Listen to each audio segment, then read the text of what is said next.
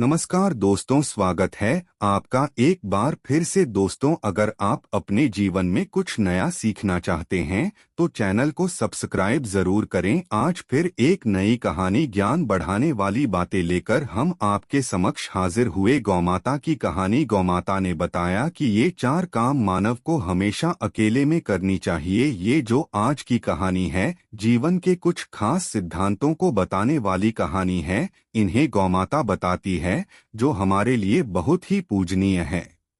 गौमाता समय समय पर इंसान को ऐसे ऐसे संदेश देती है, जो इंसान इनको समझाए तभी उसका जीवन धन यह हो जाता है। गाय को माता क्यों कहा जाता है?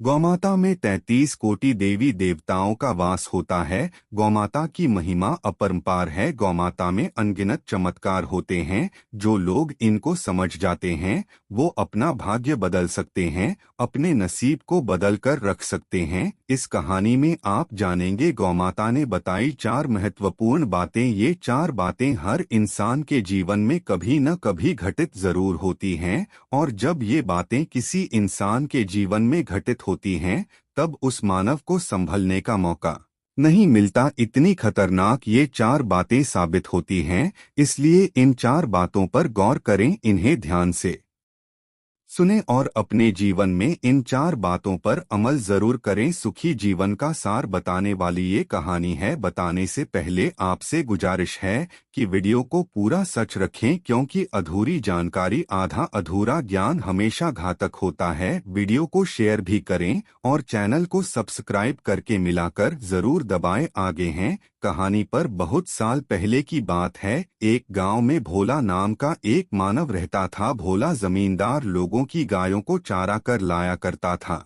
वो उन गायों को जंगल में चराता और का जो पैसा मिलता उसे अपना चलता चलता अपने परिवार की देखभाल किया करता था। बुलाता रोज ये काम था। थोड़ी गायें अपनी और कुछ गायें जमींदार लोगों की थी। उनको जंगल में चराने ले जाता। बहुत ज्यादा पैसे तो नहीं मिलते थे, परंतु जैसे तैसे उसका गुजारा हो जाता था। जिस जंगल में भोला गाय चरने निकल जाता था उसी के पास एक पहाड़ था। उस पहाड़ में एक गुफा थी। उस गुफा में एक साधु रहा करते थे। साधु के पास एक ऐसी चमत्कारी गाड़ी जरूर भोला की गायों में शामिल हो जाती और चलती। सभी गायों के साथ चारा पानी खाने के बाद जब भोला शाम के समय अपनी गायों को घर लेकर जाता, तब रास्ते में वह गाय अलग रास्ता पकड़ लेती थी और अपने स्थान पर चली जाती थी। जब भोला सुबह के समय गायों को जंगल में चरने लेकर जाता था, तब वो गाय कहीं आधे रास्ते में उन गायों में शामिल हो जाती थी। ज्यादा गाय होने के कारण भोला को पता नहीं चलता था। एक दिन भोला जंगल में अपनी गायों को संभाल रहा था, तब उसने गायों की गिनती की। उसने देखा कि एक गायों में जा रहे। भोला ने सोचा कि मुझे जो पैसे मिलते हैं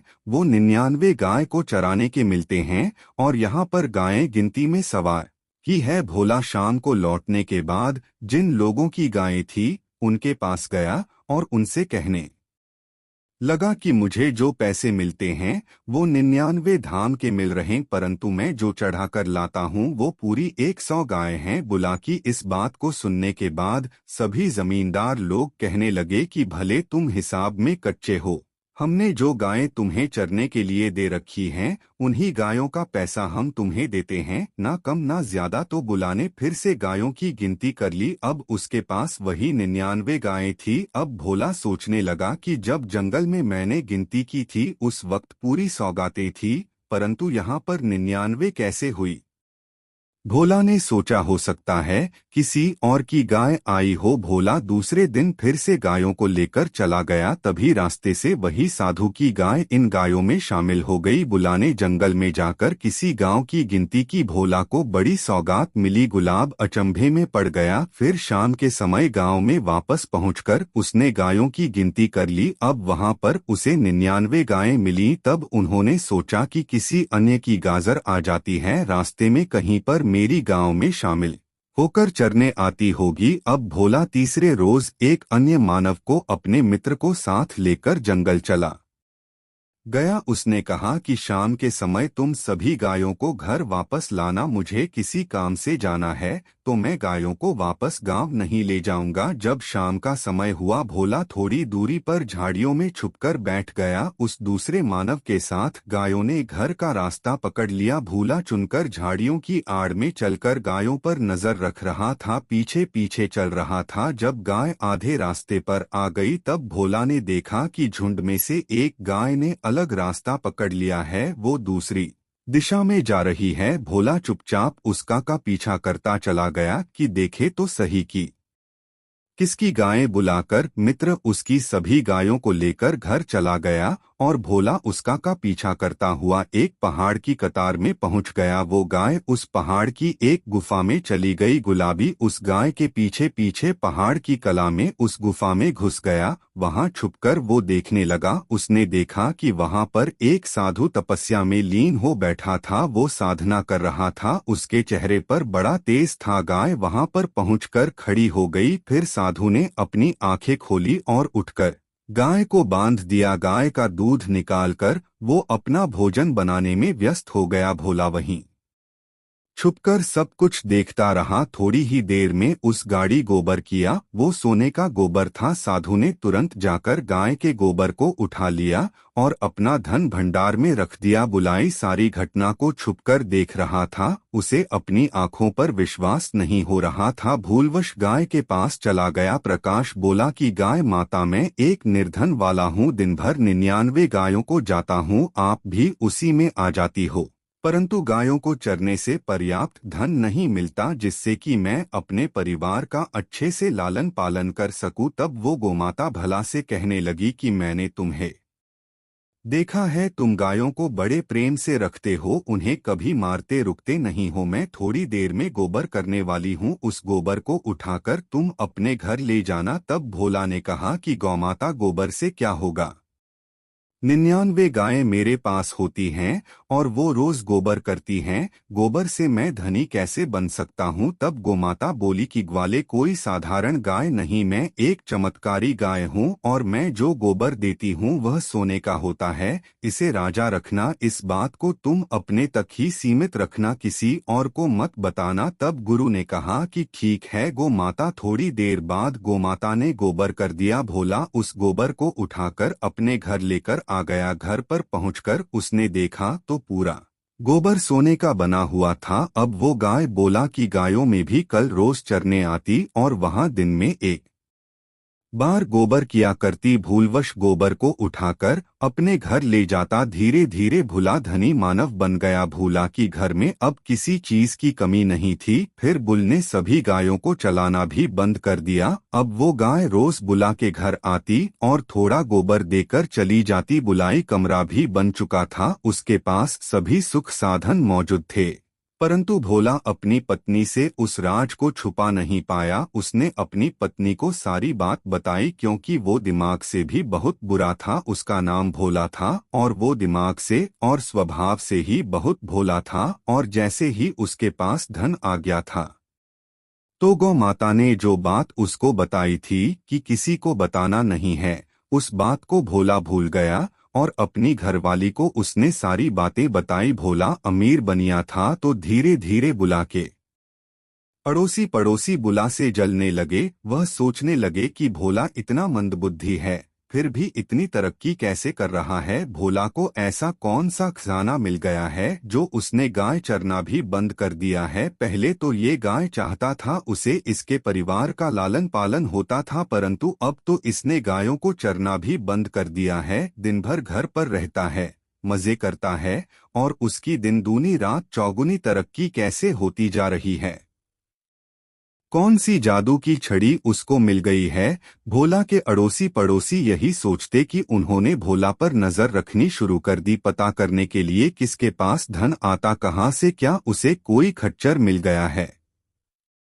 भोला के पड़ोसी उस पर दिन रात नजर रखने लगे। जब भोला रोज गौमाता की पूजा किया करता तब लोग उसको दिखाकर दिखे। भोला जब भी भोजन करता तो सारे लोग उसको देखते। मूला जब अपनी पत्नी के साथ रात को विश्राम करता तभी लोग उसको देखा करते थे। अब भोला की तरक्की लोगों में एक चर्चा का विषय बन गई थी। भोला को जो गाय माता गोबर देती थी धीरे धीरे उसका ने बुला के घर आना बंद कर दिया, बुल्ले को सोने का गोबर देना बंद कर दिया। धीरे धीरे बुल्ले के पास जितना भी धन पड़ा हुआ था वो सब खर्च हो गया और धीरे धीरे एक ऐसा समय आया कि भुला बिल कुल निधन हो गया। भोला के पास कुछ भी नहीं बचा। बुला रास्ते पर गया, पहले वो जितना गरीब था उससे भी खराब हालत में पहुंच गया। खाने के लाले पड़ गए। भोला दिन परेशान होकर उसी गौमाता के पास चला गया। गौमाता के चरणों में पड़कर रोने लगा। गौमाता बोली, तुम मेरी बताई बात भूल गए, धन का तुम्हें नशा चढ़ गया,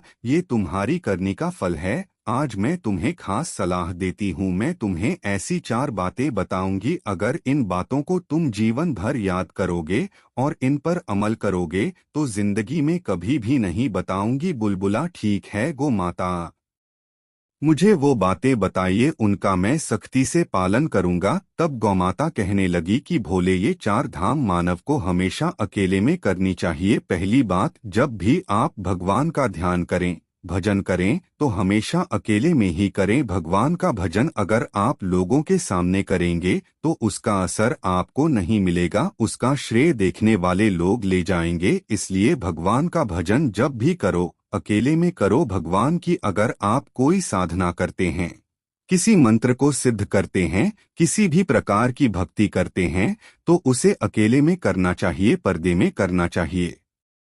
गौमाता आगे करने लगी, दूसरी बात गौर से सुनो, भोजन भी हमेशा अकेले में और बाद में करना चाहिए। भोजन को भी खुले आम कभी नहीं करना चाहिए। अगर आप खुलेआम भोजन करते हैं तो सबसे पहले तो माँ अन्नपूर्णा का अपमान होता है, दूसरा आपके भोजन का अपमान होता है, इसलिए भोजन को भी हमेशा अकेले में करना चाहिए। तीसरी बात गौमाता कीने लगी कि बोले, ये बड़ी काम की बात है, इसे गौर से सुन लो। गौमाता बोली कि जब भी पति पत्नी रात्रि के समय विश्राम करते हैं तो वो पर्दे में होना चाहिए, अकेले में होना चाहिए। जो लोग खुलेआम हम बिस्तर करते हैं उन लोगों पर अकाल मृत्यु का भय हमेशा बना रहता है, इससे ही उनकी अकाल मृत्यु हो जाती है। और अपनी बात गौमाता ने बताई, बोले, ये सबसे खास और सबसे महत्वपूर्ण बात है, इसको जीवन में हमेशा याद रखना। गौमाता बड़ी की अपनी कमाई का जरिया, अपनी आमदनी का जरिया किसी को नहीं बताना चाहिए, इसको भी हमेशा पर्दे में रखना चाहिए, अपने सीने में दफन रखना चाहिए। अगर आप अपनी कमाई का जरिया, अपनी आमदनी का जरिया अन्य किसी को बताते हैं